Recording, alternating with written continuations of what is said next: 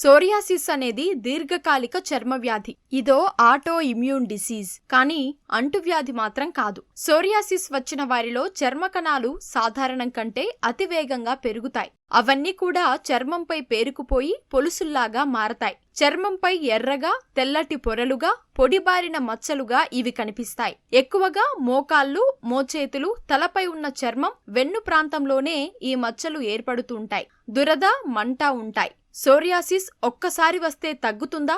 ఏ జాగ్రత్తలు పాటించాలి? ఎలాంటి ఆయుర్వేద చికిత్సలు అందుబాటులో ఉన్నాయనే విషయాలు చూసేయండి.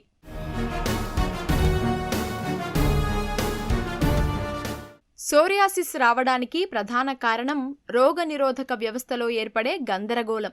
రోగనిరోధక శక్తి పొరపాటున ఆరోగ్యకరమైన చర్మ కణాలపైనే దాడి చేయడం వల్ల ఇది వస్తుందని నిపుణులు చెబుతున్నారు. దీనివల్ల చర్మ కణాల పెరుగుదల వేగవంతమవుతుంది. జన్యుపరమైన విషయాలు కూడా సోరియాసిస్కు కారణం కావచ్చు. కుటుంబంలో ఎవరికైనా సోరియాసిస్ ఉంటే వారి వారసులకు వచ్చే అవకాశం ఉంటుంది. సోరియాసిస్ అనే సమస్యని ఆయుర్వేదంలో ఏకకుష్టంగా చెప్పారు. ఒకటే రకమైన లక్షణంతో కూడిన ఈ యొక్క చర్మవ్యాధి ఏదైతే ఉందో ఈ సోరియాసిస్, ఇది జీవితకాలం బాధించడానికి అవకాశం ఉంటుంది.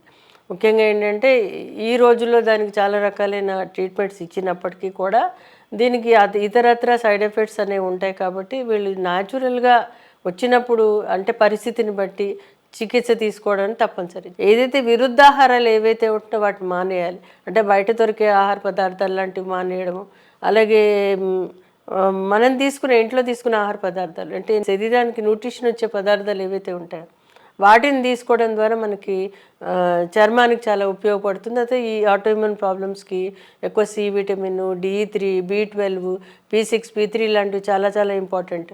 సో ఇవన్నీ తీసుకోవడం ద్వారా వీళ్ళకి చర్మానికి వ్యాధి ఎక్కువ త్వరగా పెరగకుండా ఉంటుంది. ముఖ్యంగా ఈ omega-3, omega-6 ఫ్యాటీ యాసిడ్స్ ఈ మధ్యకాలం చాలామంది తక్కువగా తీసుకుంటున్నారు. అంటే ట్రాన్స్ ఫ్యాటీ యాసిడ్స్ ఎక్కువైపోతున్నాయి.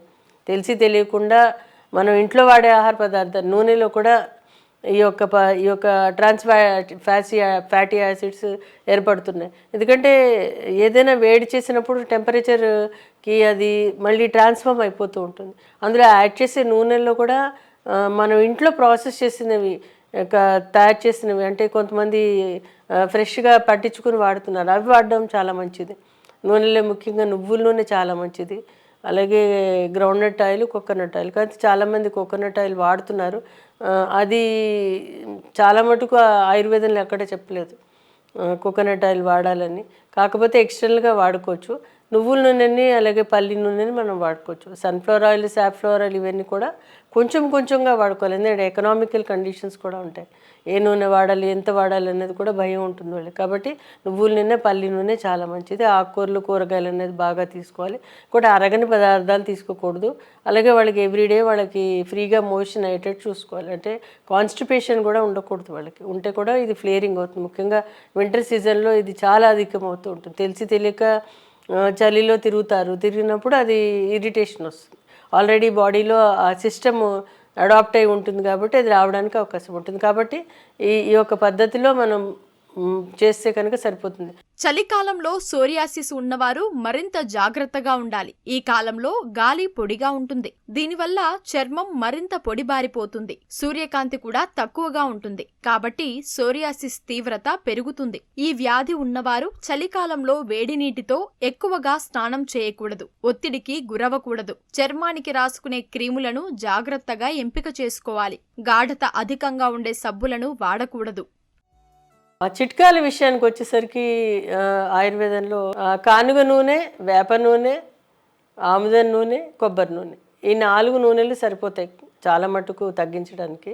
అయితే ఈ యొక్క కానుగ నూనె ఒక పార్ట్ తీసుకుని, వేప నూనె ఒక హాఫ్ పార్ట్ తీసుకుని, ఒక పార్ట్ ఆముదం నూనె, ఒక పార్ట్ కోకోనట్ అంటే కొబ్బరి నూనె ఇవన్నీ కలిపేసి ఒక సీసాలో పెట్టుకుని అది స్నానానికి ముందర ఒంటికి రుద్దుకుని స్నానం చేస్తే కనుక చాలా బాగా పనిచేస్తాయి. ముఖ్యంగా అంటే వేప ఏం చేస్తుందంటే వేప నూనె కొంచెం ఇన్ఫెక్షన్స్ రాకుండా, స్కిన్ ఇరిటేట్ అయిపోకుండా హెల్ప్ చేస్తుంది. మిగతావన్నీ కూడా శరీరానికి యొక్క స్కిన్కి మెత్తదనం ఇవ్వడానికి సహాయపడుతుంది. ఇది ఇంకా కొంతమందికి యాజ్ ఇట్ ఈజ్ వాళ్ళకి వాత ప్రకృతి ఉంటుంది, చాలా డ్రై స్కిన్ ఉంటుంది. అప్పుడు వాళ్ళు కలబంద ఇంట్లో తయారు చేసుకోవచ్చు. కలబంద గుజ్జు తీసుకొచ్చి అది కడిగేసి దానిని కొబ్బరి నూనెలో కడిపి అప్లై చేస్తే కూడా చాలా బాగా పనిచేస్తుంది. కలబందలో మాయిశ్చరైజింగ్ ఎఫెక్ట్ ఎక్కువ ఉంటుంది. ఇలా కాదు అనుకుంటే బయట కలబంద దొరుకుతుంది, ఆ గుజ్జు అమ్ముతున్నారు, అది కూడా తెచ్చుకొని అందులో కొబ్బరి నూనె కలుపుకొని వాడుకుంటే కూడా చాలా బాగా ఉంటుంది. ఇంకొకటి ఏంటంటే అవిసె గింజలు గ్రైండ్ చేసి, అవిసె గింజలు ప్లస్ కొబ్బరి నూనె కలబంద కలిపి కూడా ఎక్స్టర్నల్గా అప్లై చేస్తూ కూడా చాలా బాగా పనిచేస్తుంది. ఈ విధంగా మీరు ఎక్స్టర్నల్గా అప్లై చేసుకుని ఇంటర్నల్గా ఆయుర్వేదిక్ మెడిసిన్స్ వాడితే కనుక చాలా ఉపయోగపడుతుంది. చికిత్సా విషయానికి వచ్చేసరికి ఆయుర్వేదంలో ఈ యొక్క ఏదైతే ఏకకుష్టము లేదంటే సోరియాసిస్ ఉందో ఆ యొక్క పరిస్థితిని బట్టి, ఆ వచ్చే విధానాన్ని బట్టి, ఆ రకాన్ని బట్టి చికిత్స చేయవలసిన అవసరం ఉంటుంది. ముఖ్యంగా ఆయుర్వేదంలో ఎక్స్టర్నల్గా ఆయుర్వేదిక్ ఔషధాలు చెప్పడం జరిగింది, ఇంటర్నల్గా ఔషధాలు చెప్పారు. ముఖ్యంగా ఇందులో కొన్ని తైలాలు అనేవి చెప్పారు. జాత్యా తైలం అని, పిండ తైలం అని, శతదౌత ఘృతం అనేవి, ఇవన్నీ కూడా ఎక్స్టర్నల్గా చెప్పారు. ఇంటర్నల్గా వచ్చేసి ఏంటంటే పంచతిక్త గుగ్గులు ఘృతం అని, త్రిఫలా ఘృతం అని, అలాగే కాంచనార గుగ్గులు అనేది, అది కేశవర గుగ్గులు అని, వాళ్ళ యొక్క వచ్చిన విధానాన్ని బట్టి చికిత్స అనేది ఉంటుంది. మహామంజిష్ట అనేది అంటే కొన్ని క్వాద రూపంలో, కొన్ని కషాయ రూపంలో, కొన్ని ఆసవాలు, కొన్ని అరిష్టాలు, ఇవన్నీ కూడా వాళ్ళ యొక్క పరిస్థితిని బట్టి వాళ్ళు తీసుకునే విధానం. కొంతమందికి లిక్విడ్స్ ఇష్టం ఉండవు, కొంతమందికి వాసన ఇష్టం ఉండదు, ఎందుకంటే ఇవన్నీ కూడా చెట్ల నుంచి వచ్చే మందులు కాబట్టి.